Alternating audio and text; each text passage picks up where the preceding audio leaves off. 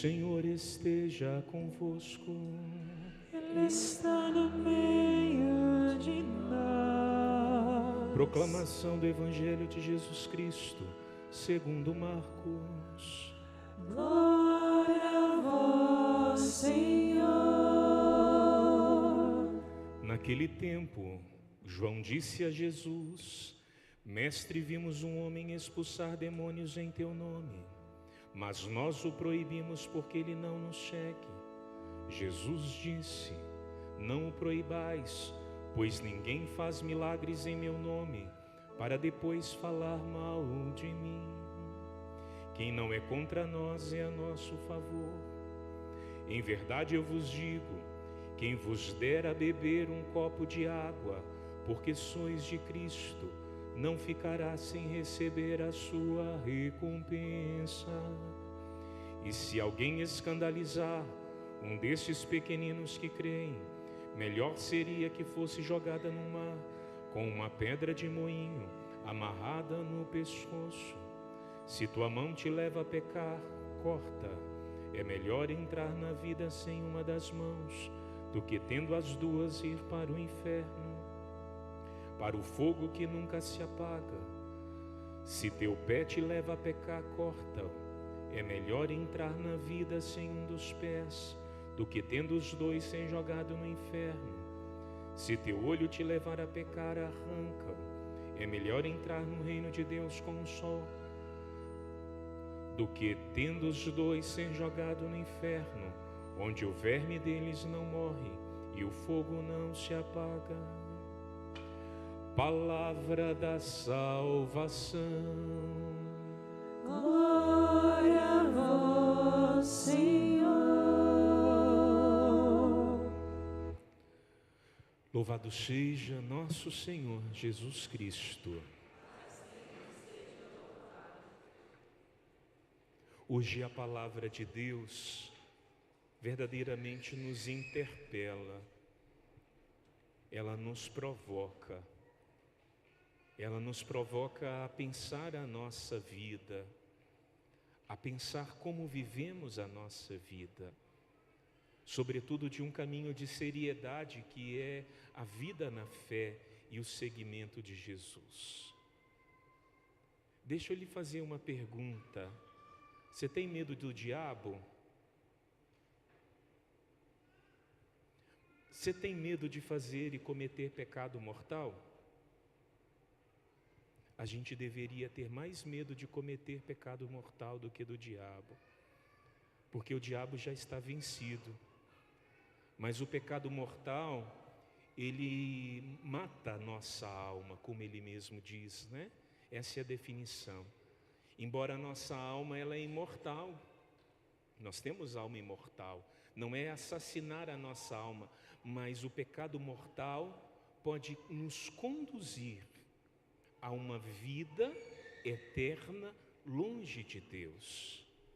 Essa é a imagem forte do Evangelho, quando diz: é melhor eu chegar no céu sem um olho, sem uma perna, do que ir parar no fogo da hiena e parar no inferno. A imagem da hiena, do Sheol, né, que aparece recorrente na Bíblia, a gente precisa lembrar Jerusalém. Em Jerusalém antiga, sobretudo, é comum dos judeus muitas práticas. Dentre elas existia o Sheol, o lixão, onde todas as coisas de lixo eram depositadas. E por causa da própria decomposição do lixo, se ateava fogo e o fogo não parava. Era como se fosse um fogo para sempre, um fogo eterno. É daí que vem a imagem do inferno. E a gente fala pouco às vezes do inferno, mas a gente precisa pensar hoje nessa realidade, porque é uma possibilidade para a alma que não se converte, para o coração que insiste em viver em pecado mortal, porque um pecado mortal vai extinguir a graça. Padre, mas esse tema é tão sério, a gente não quer falar disso. A gente não quer falar disso ou a gente não quer mudar de vida? A gente não quer tocar, né? São João Maria Vianney já dizia, muitas pessoas acreditam no inferno, mas vivem como se não acreditassem, porque não dão importância à conversão do coração, à seriedade da mudança da nossa vida. E hoje, meus irmãos, a palavra nos interpela em todos os momentos. Se a gente olha para a primeira leitura, a gente vê uma situação de ciúme na comunidade antiga de Moisés. A gente vê aqueles que de repente estão com ciúme da graça e da obra de Deus, do Espírito de Deus, que profetiza através daqueles que Deus escolheu e Deus chama. Se a gente olha para a carta de São Tiago hoje, é uma verdadeira exortação, sobretudo aqueles, não os ricos, aqueles que de repente somente têm dinheiro, não é isso, mas é acumular e não ser capaz de dividir. Porque vai chegar o dia, e esse dia chega, da morte de cada um de nós. E quando a morte chega, não é o seu dinheiro, quando a doença chega, não é o dinheiro que compra a saúde. E a gente sabe muito bem disso. Mas é a vida eterna, é a vida na graça. E a gente não leva o dinheiro, a gente não leva as posses, as coisas. E hoje São Tiago nos chacoalha para perceber, e aqui a gente pode também pensar, porque eu já conheci muitos ricos que têm coração tão generoso e partilham tanto do que possuem e do que têm, mas eu também já conheci pobres que são tão miseráveis, tão pobres, tão ridículos. E hoje nosso Senhor, Ele diz, se deres um copo de água a um dos meus, por causa do meu nome, receberá. E nós somos chamados a viver essa caridade, né? Dar a água a um pequenino é um chamado muito bonito. É pensar em quem precisa, é abrir o coração. E por que não dizer também as palavras também da Escritura? A caridade, ela cobre uma multidão de pecados. E a caridade, ela enlarguece nossa capacidade de santidade, enquanto o pecado mortal vai nos roubar da graça. Ah, padre, eu deixo para confessar quando chegar a última hora. E se não tiver tempo? E se não der mais tempo? E não der jeito? Não tiver modo? Nós precisamos hoje, meus irmãos, encarar essa realidade. Da mesma forma do copo d'água, olha o extremo que vem logo no versículo seguinte. Se você toma aí o texto da Bíblia, vai dizer, né, está na sua mão. Se alguém comete um escândalo ou leva um pequenino meu a pecar, é isso que Jesus está tentando dizer. Melhor seria se pegasse uma pedra de moinho e lançasse ao mar, amarrasse ao pescoço. E uma pedra de moinho que o Jesus está se referindo, é uma pedra que vai estar em torno dos seus meia tonelada. Está dizendo, corta teu pescoço fora. Viva na caridade, mas não viva de outra forma, que leve também o outro a pecar. Meus irmãos, nós estamos vivendo em tempos difíceis e hoje nós não podemos fechar os nossos olhos para tais realidades. E a gente fala do inferno porque ele é uma realidade, mas em contrapartida ao inferno tem o céu. E aí vem o discurso da santidade, porque a luta contra o pecado nada mais é do que um chamado à santidade de vida, a santidade pessoal. A gente começou a Santa Missa cantando, né? Que santidade de vida, que homens devemos ser, né? Poesia de Padre Jonas Abib, Monsenhor Jonas Abib. E é bonito quando o Monsenhor diz, né? A santidade da minha vida, apresse o Senhor, porque Ele vai vir.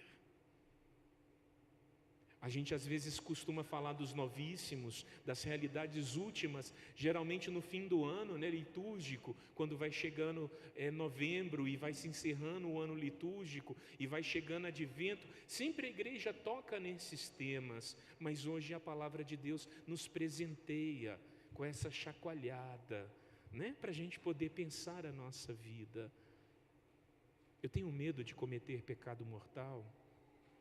Eu quero viver numa vida de graça, numa vida com o Senhor, nós precisamos, meus irmãos, viver essa graça, porque a gente não tem noção do que é o estrago que o pecado faz em nós, do que o pecado mortal causa na nossa alma. Tem gente que está em quadro de desânimo, de tantas doenças psíquicas e emocionais, mas as raízes estão em situações de pecado mortal, que não abre mão, não larga. E aqui a gente não pode se esconder diante dessa realidade. Eu preciso querer viver vida na graça. Eu preciso querer confessar-me sempre, para poder restituir a graça original que o pecado mortal, ou até mesmo venial, vai roubando de mim. Eu preciso querer viver em Deus. Quando nosso Senhor, Ele diz, arranca os olhos, arranca os pés, se esse te leva a pecar, arranca as mãos. Na verdade, nosso Senhor está nos chacoalhando, Ele está nos provocando a dizer, olha o que você faz com a tua vida, olha o que você faz com as suas escolhas, olha onde andam os seus pés, olha onde andam os teus olhos, olha onde andam as suas mãos. E se o nosso coração está em Deus, é bonito, eu gosto dessa expressão na missa, né? O Senhor esteja convosco. O que a gente responde?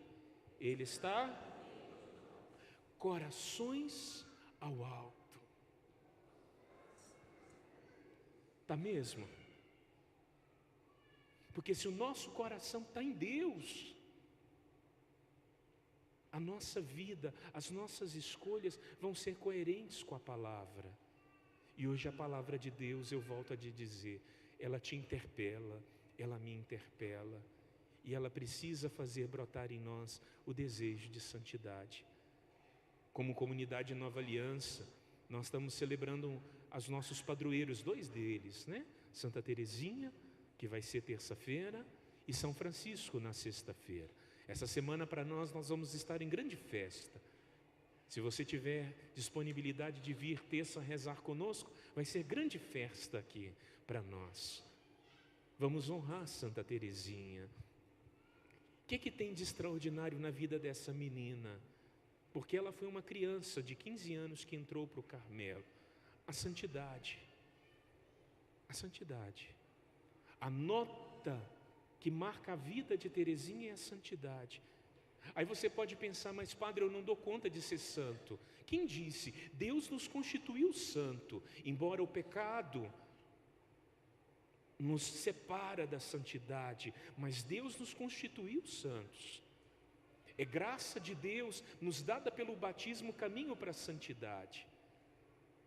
Santa Teresinha, para quem não conhece a história, ela entra no Carmelo de Santa Teresa. Teresa d'Ávila, né? Século XV, fundou o Carmelo, reforma o Carmelo, o convento, e começa uma vida muito firme, que na sua biografia ela chama de caminhos de perfeição. E ela quer ajudar as almas a se encontrar com Deus por moradas, né? Isso é Teresa. Quando Teresinha ela entra no Carmelo e ela olha para Santa Teresa, ela pensa assim, eu não dou conta de fazer um caminho tão grande. E aí ela começa a fazer uma pequena via. Tanto é que ela foi feita doutora da igreja Santa Teresinha pela via da ciência do amor, a pequena via. E o que quer dizer isso? Terça-feira vamos pregar mais sobre isso, mas é amar incondicionalmente. É um pouco desse copo de água que Jesus fala no Evangelho. É aquele gesto das pequenas coisas, a santidade no dia a dia, de lutar para amar, de lutar para fazer o bem, e Deus nos dar essa graça. Eu peço ao Espírito Santo de Deus que nos provoque, como Ele desceu naquele acampamento, Ele desceu na vida de Moisés, né? A gente escuta hoje, e as pessoas começaram a profetizar, os anciãos começaram a profetizar. Eu espero que os nossos jovens aqui na frente profetizem. Eu espero que os casais tenham o dom do Espírito, a falar no Espírito. E qual é a fala do Espírito, senão santidade? Eu desejo profundamente nessa missa que pela força da palavra de Deus, o Espírito Santo seja derramado sobre os nossos corações, a tal ponto da gente despertar esse desejo profundo. Eu quero ser mais de Deus, eu quero viver para Deus, a minha vida pode ser diferente. Às vezes a gente fica olhando para a vida, né, e fica pensando quantos estragos, muitos deles são por causa dos nossos erros, enganos e próprios pecados. Mas quanta vida, quanta graça Deus propõe para cada um de nós, para todos nós. É a vivência de um amor de caridade, de um amor que nos provoca, que nos interpela pelo Espírito Santo. Que nosso Senhor possa fazer de todos nós santos. Não tenha vergonha, né? E não tenha vergonha da tua vida, de como você está hoje, mas tenha vergonha de permanecer em estado de pecado. Isso sim. Não tenha vergonha de se aproximar daquele que tem o poder de transformar as nossas vidas. E a gente precisa pedir ao Senhor. Se não por nossas forças, contamos com a graça de Deus. E pedir de modo ordinário, né? O modo natural, diante da nossa vida. E se não extraordinário, contando com a graça, que Deus possa conceder dons para nos ajudar a viver o caminho da santidade, aquilo que o Senhor tem e reserva para cada um de nós. Repito, quem der a beber um copo de água, porque sois de Cristo, olha a condição, sois de Cristo, é uma condição, ser de Cristo, receber uma caridade tamanha, a tal ponto de que a nossa vida é marcada pela graça e pelo dom de Deus, pela presença de Deus. Às vezes para nós um copo d'água parece uma imagem tão distante, porque aqui mesmo, se você sobe ali, você pode pegar um copo d'água, mas a gente não tem noção, porque a palavra foi escrita num deserto, né? Israel é terra desértica, eles sabem do que é enfrentar o deserto e não ter água. É por isso que a gente pensa, é tão pouco, não é tão pouco, é o necessário para poder seguir, para poder prosseguir, né? Às vezes uma água para refrescar e para a gente poder ter força para poder seguir. Seja o Espírito Santo de Deus um pouco desse copo d'água hoje a inundar nosso coração. Louvado seja nosso Senhor Jesus Cristo.